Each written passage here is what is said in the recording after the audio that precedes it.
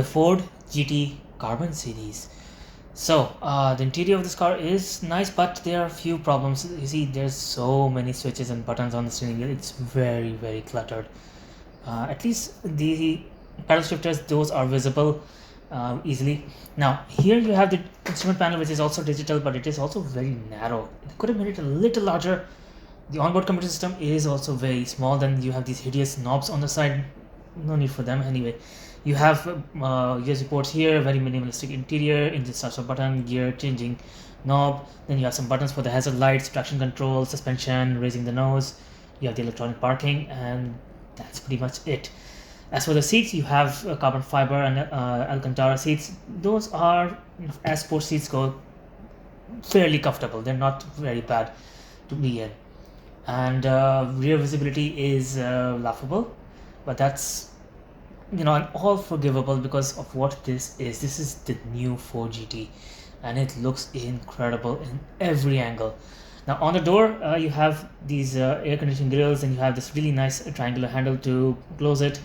And on the armrest, you can see the standard buttons for the windows and the side mirror. That's it. Now this car is also very wide, so you have a lot of space between the door and the seats.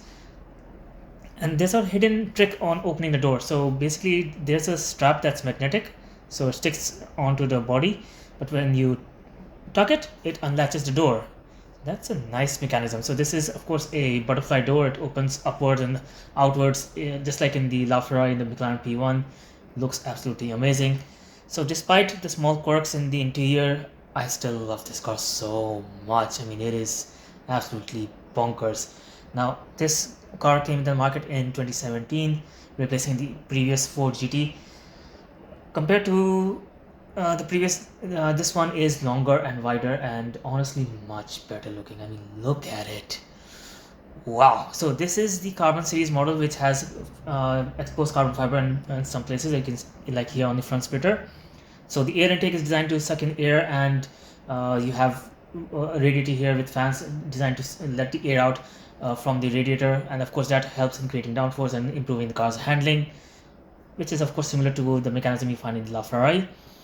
Now here you have the headlights. You have a double light unit and a daytime running light on the outer side. So that's really beautiful headlights. Now since this is the Carbon series model, you have fully carbon fiber wheels. They look amazing. Comes with Brembo brakes. Side skirts are also carbon fiber. In a regular Ford GT, they might not be carbon fiber unless you have them ordered specifically. So body wise, this car is very sleek, and it has a few hidden aerodynamic secrets as well. So just like regular cars, it has air intakes on the side, but between the air intake and the car's body, you have a tunnel for air to just pass through the car. That's it. So there's a small wing sort of connecting the air intake and the body. That's also a very nice touch.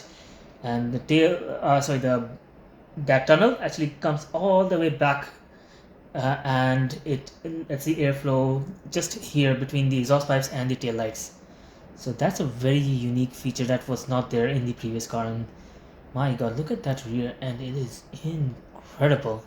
The design is perfect. Now the tail lights are beautifully circular, and look at how they're designed to look like the exhaust of a jet engine. There's also hollow space in the middle to let the air out, and you have exhaust pipes here which are very close to the engine bay.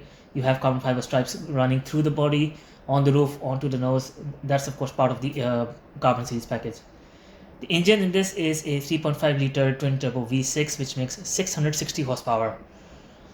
So while that sounds okay, I mean that's not a lot, it still allows the car to reach 220 miles per hour very easily because of how aerodynamic and how wide and sleek it is.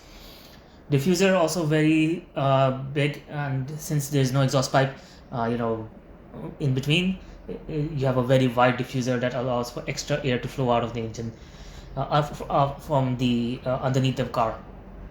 So let me know what you're thinking about this car. I absolutely love it. It's bonkers, it's gorgeous, and wow, it's absolutely amazing. Now this showroom here, Tomini Classics, also had the 2005 model, a red one with white stripes. It was also very beautiful. Check out that video as well. So if you want to see more videos of Fords, let's say the Mustang, the Mach 1, the Shelby GT500 or any other classic Mustang, or any other Ford GT model like Studio Series or the regular GT, just head on down to the video description. You'll find names and links there. Now in the showroom right now, they have a couple of very interesting cars, and they also have a whole shelf of classic scooters at the back. Those are real scooters. So you have an Alfa Romeo 8C on the ground, you have a 575 Super America, and then you have an Aston Martin Vanquish. All of these three black cars look phenomenal. Each one of them has its own video, and apart from that, they of course have a lot of other, interesting cars: F355, classic Ferraris, Acura NSX, Testarossa. There's a Morgan three-wheeler there. There's even a 918 Spider. They had two of them. One of them got sold. So yeah, these cars, they don't stay here for long. Now this particular Ford GT Carbon Series is for $1 million. Previously, the showroom also had two McLaren Speedtails, a Pagani Huayra, two Jaguar XJ220s, and so many other special cars. If you like and subscribe my video, I'll be eternally grateful. And let me know in the comments whether you prefer this particular model of the Ford GT or do you prefer the previous one. They're both perfect in their own right, but I love this one most of all.